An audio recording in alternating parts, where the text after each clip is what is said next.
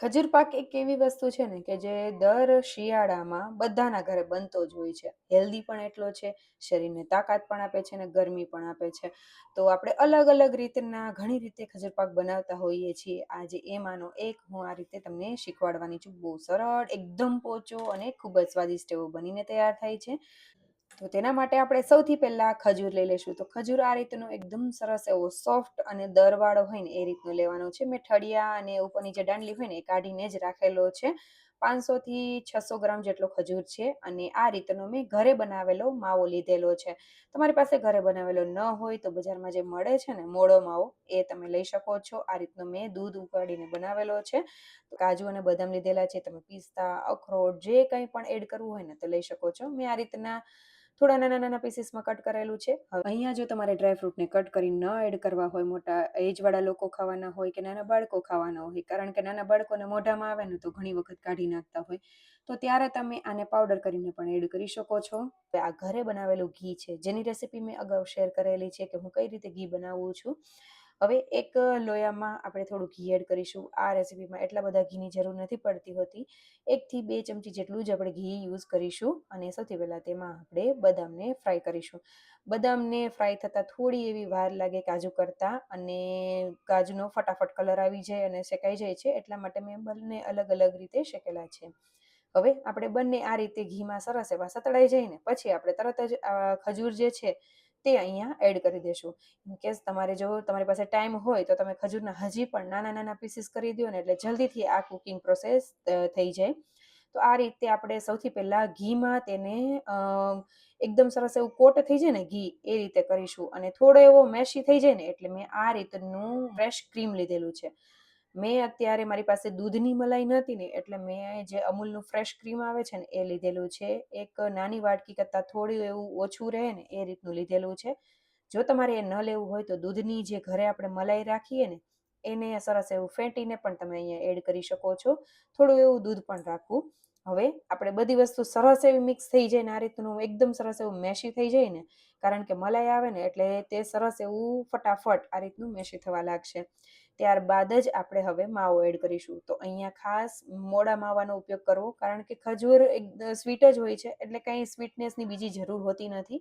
અને આ રીતે માવાને પણ સરસ એવો હલાવતા હલાવતા ખજૂરની સાથે આપણે મિક્સ કરી લેશું. મેં અહીંયા આશરે પોણા કપ જેટલો મેં માવો યુઝ કરેલો છે. મેં અંદાજિત જ કીધેલું છે, કારણ કે મેં કંઈ માપ લીધેલું નથી. મેં અંદાજિત જ એડ કરેલો છે. તમે તમારા ટેસ્ટ પ્રમાણે વધારે કે ઓછો પણ માવો એડ કરી શકો છો, પણ માવાથી ખૂબ જ સારો એવો ટેસ્ટ આવે છે.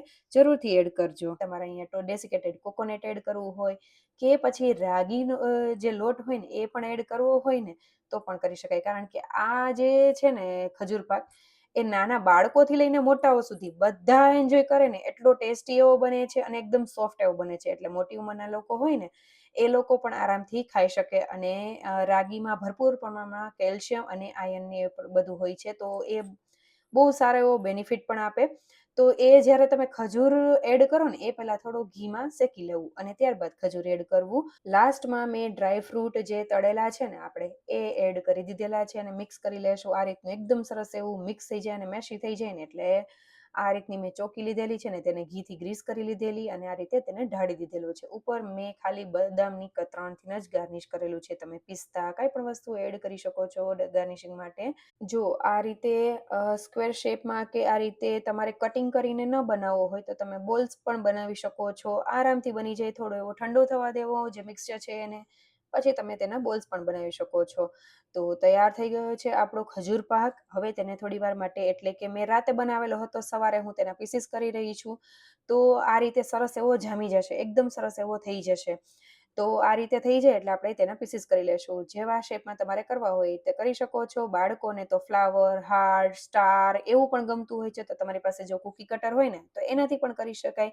અને આ રીતે મેં જે થોડું બચ્યું હતું ને એમાંથી બોલ પણ વાળેલો છે, એટલે તમે બોલ પણ વાળવા હોય ને તો પણ વાળી શકો છો. તેને ડ્રાયફ્રૂટમાં રોલ કરીને પણ કરી શકાય છે. તમારે જે રીતે કરવું હોય ને એ રીતે કરી શકાય. બહુ ટેસ્ટી એવો આ ખજૂર પાક બને છે. એકદમ મોઢામાં મૂકતા ઓગળી જાય ને એટલો સરસ એવો સોફ્ટ એવો બને છે. જરૂરથી રેસીપી ટ્રાય કરજો. અને ઘરે બનાવેલા માવાની કમ્પેરિઝન કંઈ હોય જ નહીં. બહુ ટેસ્ટી એવું લાગે. તો હવે આપણે આ જે પીસીસ મેં તેને ડિમોલ્ડ પણ કરી લીધેલા છે. તમે આ ખજૂર પાકને કઈ રીતે બનાવો છો અને તમે આ રીતે બનાવ્યો છે કે નહીં, અને તમે કયા સિટીમાંથી મારા વિડીયોઝ જોઈ રહ્યા છો અને સપોર્ટ કરી રહ્યા છો એ પણ મને જરૂરથી જણાવજો.